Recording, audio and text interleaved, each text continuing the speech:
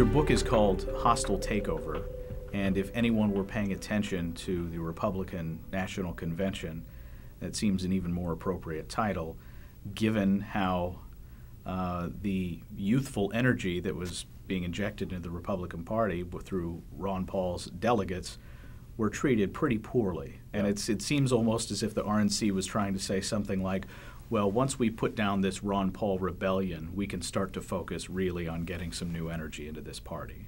It was really a classic behavior of entrenched management fighting against a shareholder uprising, and that's the whole point of the title of the book. As a takeover is when the shareholders realize that management is driving the company into the ground, and they reassert their property right. They show up at the shareholders meeting, and usually somebody gets fired. When that happens, senior management circles the wagons. They have all these mechanisms for protecting themselves, and they start attacking the shareholders. They start attacking the customers. That's what a hostile takeover is, and it played out right on the Republican convention floor. It seems that within the Republican Party, certainly within the Democratic Party, politicians really like to offer just enough that they think is going to let them capture that median voter. Yeah. And I can remember the $61 billion that Republicans wanted to cut out of the federal budget. Is there any growing realization, as you can see it, among the upper management of the Republican Party and in the Democratic Party that there is this much greater appetite for spending cuts and for fiscal restraint? Yeah, I think there is, and you can see some indications that the center of gravity is starting to shift. One indication would be how many Republican senators, all of them freshmen, all of them at least explicitly or implicitly part of the Tea Party class, they all offered balanced budgets. Some that got there as quickly as 5 years. I think Rand Paul's got there in 5 years. Very little blowback on that.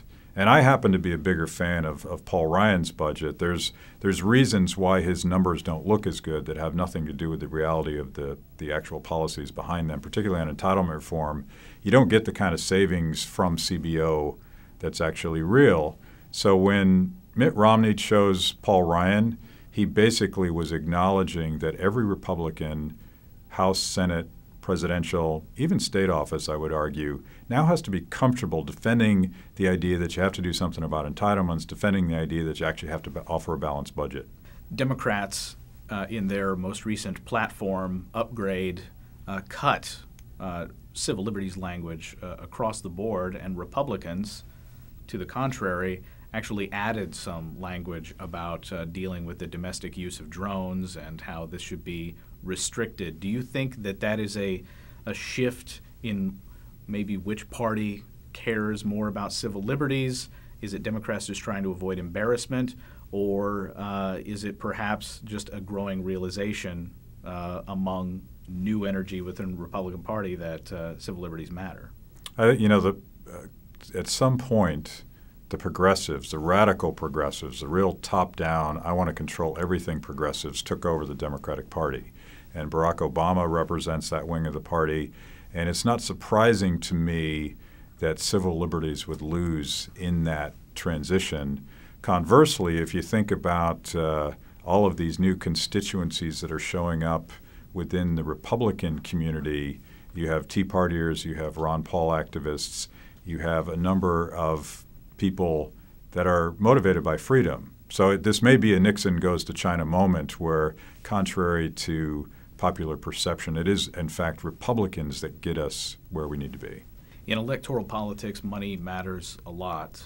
And Citizens United, I think, handed, in particular, Tea Partiers a very potent weapon, Citizens United and SpeechNow.org, in super PACs. This is groups of people that can organize more freely with respect to political speech than they've ever really been able to do before. Can this revolution, this turnover that you're talking about, occur without more of those kinds of reforms?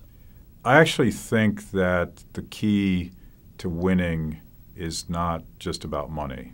And there's a lot more power, there's a lot more value in a decentralized community of people that have self-organized and are able to walk precincts in state after state and district after district. You really can't build that with money.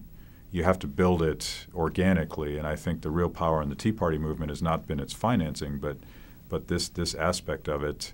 A lot of the super PACs, and I think FreedomWorks for America, our super PAC is an exception to that. A lot of super PACs just run TV ads. I don't think that's how you win the future. I think the new technology is very decentralized. We're a service center for these activists. So in other words, if they want to distribute yard signs, we're going to produce yard signs. And that to me is sort of a different mentality, but I think politics is going to shift that direction. You talk a lot about the Federal Reserve and the fact that it has been the great enabler of a lot of this spending and mischief that's been going on in Washington for a long time. And one of the current concerns that you expressed at the book forum today was about interest rates and where those are headed. Is this an opportunity? That is, if interest rates go up, obviously we're going to be paying a lot more in terms of payments on U.S. debt. Does that present an opportunity to really have these kinds of discussions finally? I think it does, and it's going to be a necessity. And sometimes government will do the right thing when it's taken every other single option off the table. And doing something about the soundness of our currency has to be one.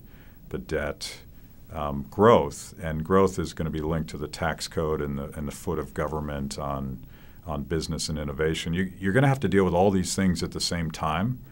And the transparency that is imposed by this decentralized community on the Federal Reserve is really the worst thing that's ever happened to them. They like it closed.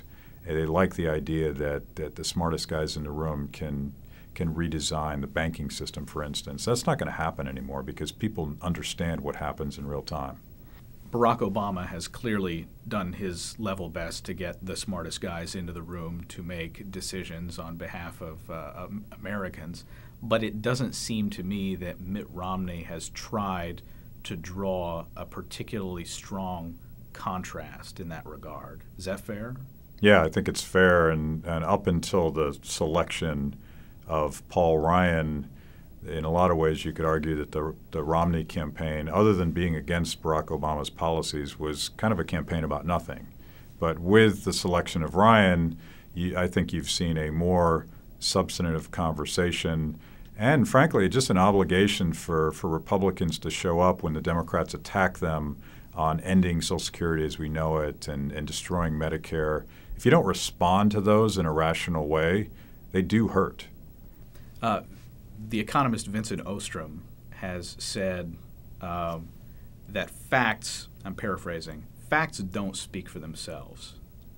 That is, you have to have a common understanding about the implications of any given true statement in order to really grapple with the impact of a fact. And it seems like the Tea Party movement has been this attempt to develop a common understanding about the state of affairs that I think, to the extent that this is more of a conservative and libertarian movement, has not really existed in the broad public for a very long time.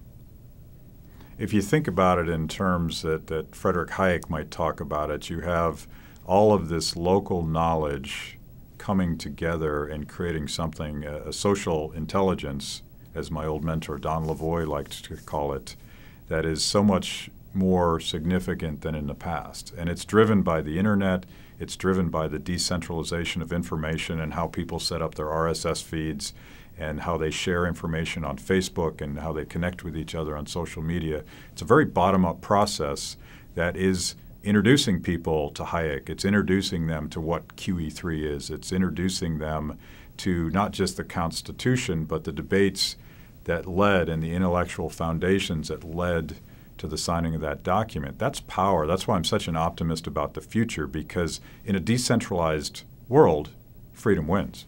You pick on, if I may say, you pick on Brink Lindsay at one point in your book, who works here at the Cato Institute, for a statement he made talking about sort of the conservative standard bearers of old, that is William F. Buckley, people who provided a great intellectual foundation. His criticism was, well, in those days, conspiracy theorists were relegated off to the side, but you, I think, are making a claim that we need to be confident in people's ability to separate the wheat from the chaff.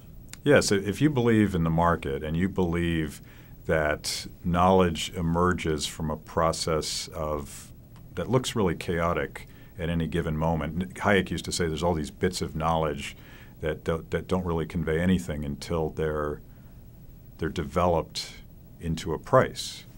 And those prices convey knowledge. Apply that to a decentralized media. We've always had pamphleteers. We've always had the rabble-rousers in the streets. And if there is a self-correcting mechanism where good ideas succeed and bad ideas lose, they will succeed most in a decentralized world from the bottom up where you have competition instead of PBS deciding who the three smart guys are that can represent all of us. I like the bottom-up approach. I think it's a bad idea ever to put one person in charge of truth. It's not Walter Cronkite anymore.